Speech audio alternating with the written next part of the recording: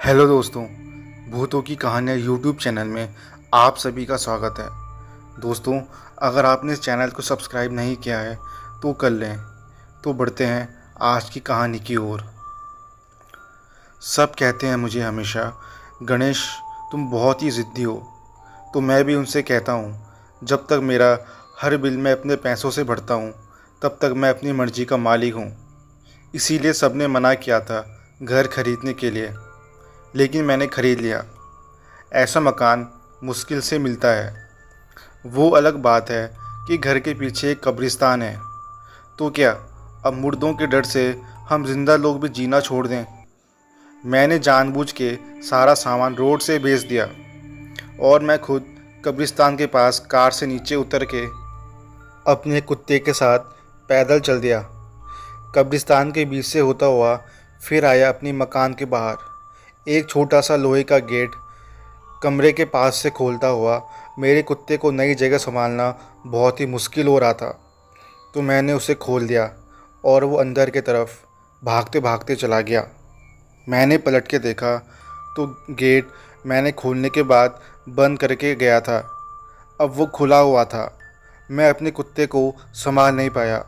वो अब पूंछ हिलाते जैसे इतना खुश हो रहा था कि जैसे उसका मालिक मैं नहीं बल्कि कोई और हो। पूंछ हिलाते वो वहाँ की मिट्टी चाटने लग गया था। कहते हैं जानवर अपना इलाज खुद कर सकते हैं। मैंने बहुत बार अपने कुत्ते को घास और मिट्टी चाटते देखा था, इसलिए मैंने घर के अंदर जाने लग गया, यही सोच के कि कुत्ते का मन जब भर जाएगा तब वो वापस आ जाएगा। इसी सोच से घर के अंदर मैं चला गया था। घर के अंदर गया तो एक चीज़ बहुत अजीब लगा। जब मैं घर देखने आया था तो इतना साफ़ सफाई नहीं था। अब इतना साफ़ सफाई किसने किया होगा? और ना जाने उस घर में सड़ी हुई लाश की बदबू आ रही थी। जैसे लग रहा था किसी ने ज़िंदा इंसान को इस घर में दफना दिया हो। इतनी सड़ी हुई बदबू। सन्नाटा तो था, लेकिन वहाँ पे मैं अकेला नहीं था।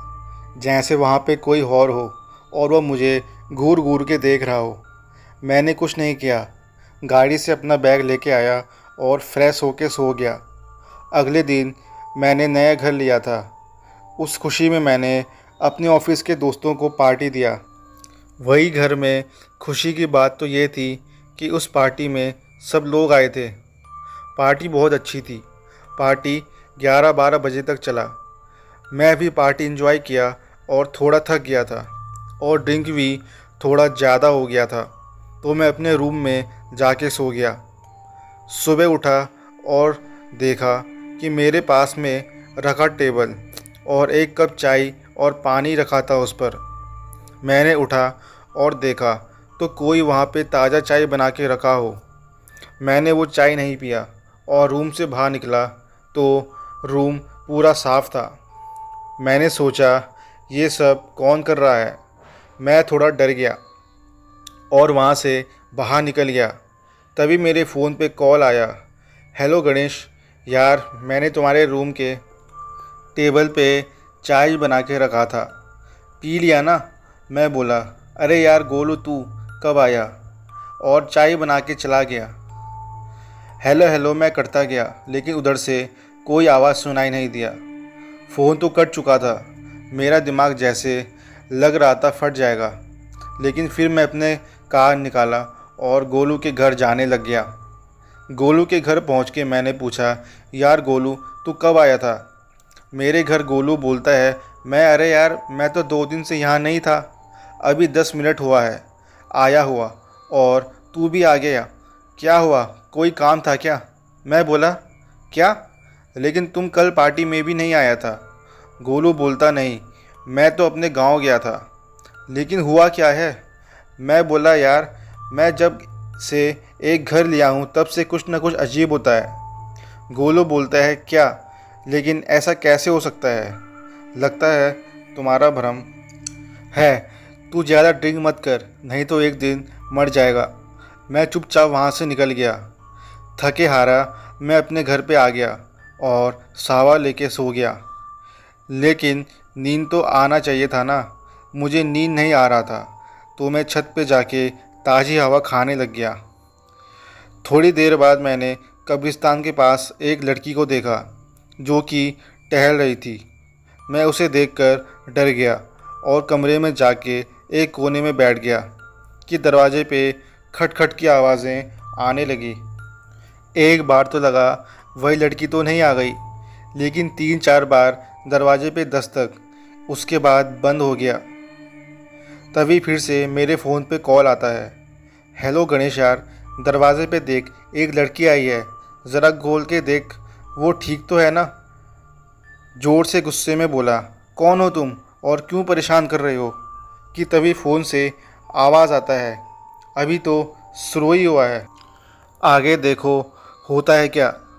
मैं बोला, अरे यार तुम हो कौन? क्या बिगाड़ा है मैंने तुम्हारा जो परेशान कर रहा है? हेलो हेलो, लेकिन फ़ोन से कोई आवाज़ नहीं आती है। कि तभी मेरा जो कुत्ता था उसके भौंकने की आवाज़ आने लगी। मैं डर की वजह से कमरे से बाहर नहीं निकल पाया। एक बार निकला और चल के पीने लगाया कि तभी फिर से आवाज़ होता है, थोड़ा मुझे भी पिला दो। लेकिन इस बार कमरे के अंदर से आवाज़ आ रहा था और वो कोई लड़की थी। मैं बीड़ी को वहीं पे रखा और कमरे से बाहर निकलने लगा, लेकिन दरवाज़ा खुल नहीं रहा था। कोशिश करने के बाद आवाज़ आती है, थक गए इतनी ही कोशिश में? मैं बोला, कौन हो तुम और क्यों परेशान कर रही हो मुझे? मैंने क्या बिगाड़ा है तुम्हारा?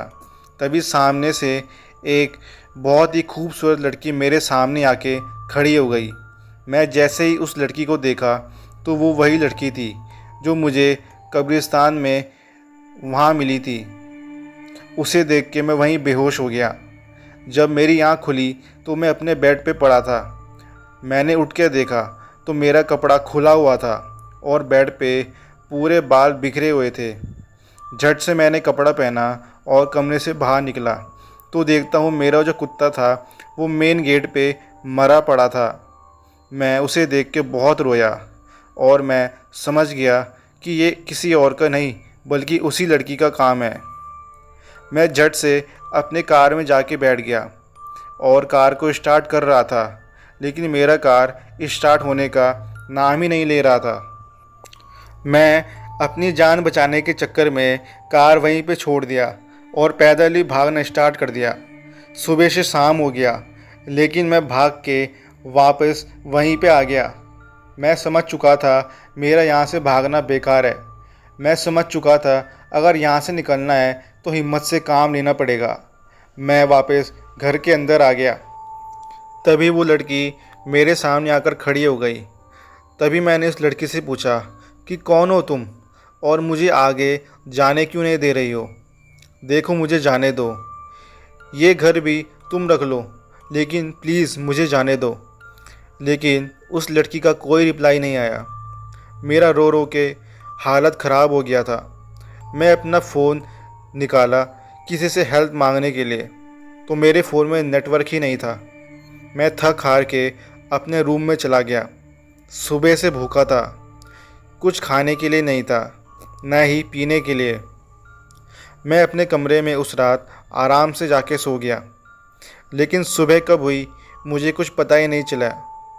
सुबह हुई तो सोचा मैं कुछ बना लेता हूँ खाने को, लेकिन घर में कुछ नहीं था।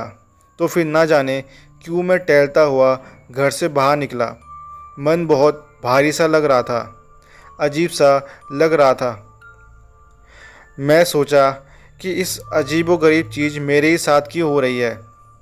क्या उस घर में कुछ था या फिर मेरा कुत्ता के साथ कब्रिस्तान से होते हुए इस घर तक आ गया। मैं इसी उधेड़ बुन में चलता हुआ न जाने कब्रिस्तान के पास कब पहुंच गया, मुझे पता ही नहीं चला। तभी आवाज़ आती है, जनाब अगर मैं गलत नहीं हूँ तो आप ही आए हैं 45 नंबर बंगले में। मैंने पलट के देखा तो ठीक ठाक देखने वाला एक आदमी था। मुझे पुकार कर सिगरेट का कस खींच रहा था। मेरे तरफ भी बढ़ाया उसने, लेकिन मैंने झट से मना कर दिया। जान न पहचान, पता नहीं कौन होगा। मैंने उससे पूछा कि हाँ मैंने ही ख़रीदा है। इस मकान पर आपको कैसे पता चला? उसने एक लंबा सा कस खींचा और कहा, अरे सर, अपना चेहरा तो देखिए, परेशानी साफ साफ दिख रही है। क्या हुआ? बच्ची दिखी या उसकी माँ? मुझे ऐसा लग रहा था कि किसी ने बिजली का झटका दे दिया हो। इसे सुनने से मेरे सपने में भी उम्मीद नहीं किया था।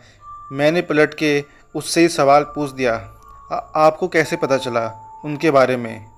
उस घर में माँ बेटी रहती है। पहले भी ऐसा हुआ था क्या?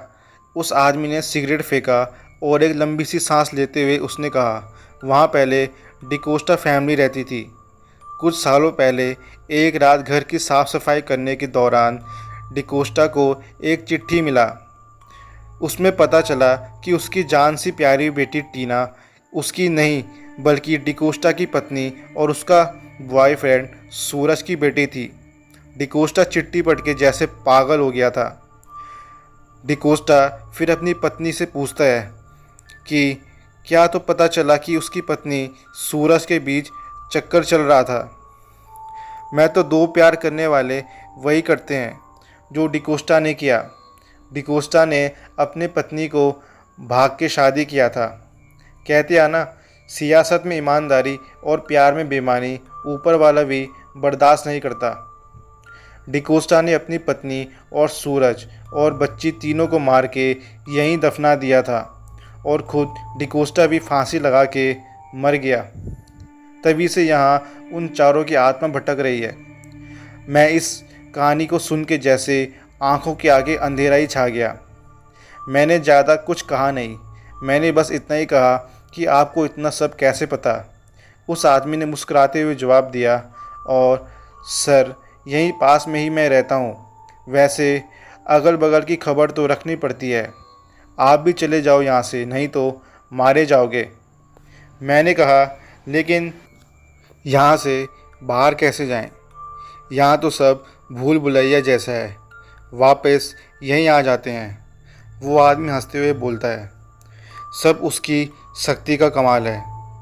आप इस रोड पकड़ के चले जाओ, और हाँ, भगवान का नाम लेना ना भूलिएगा।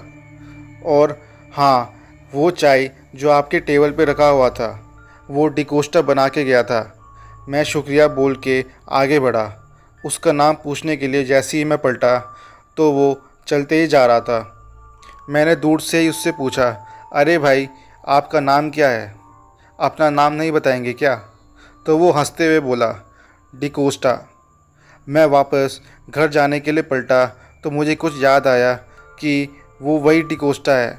मैंने उसे देखा तो वो कब्रिस्तान की तरफ जा रहा था।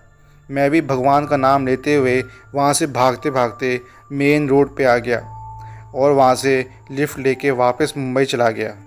फिर बाद में मैंने वो घर ब्रोकर के हाथों से वो मकान बेच दिया और मुंबई में एक नया फ्लैट लेके वहाँ रहने लग गया। तो दोस्तों, ये थी आज की कहानी।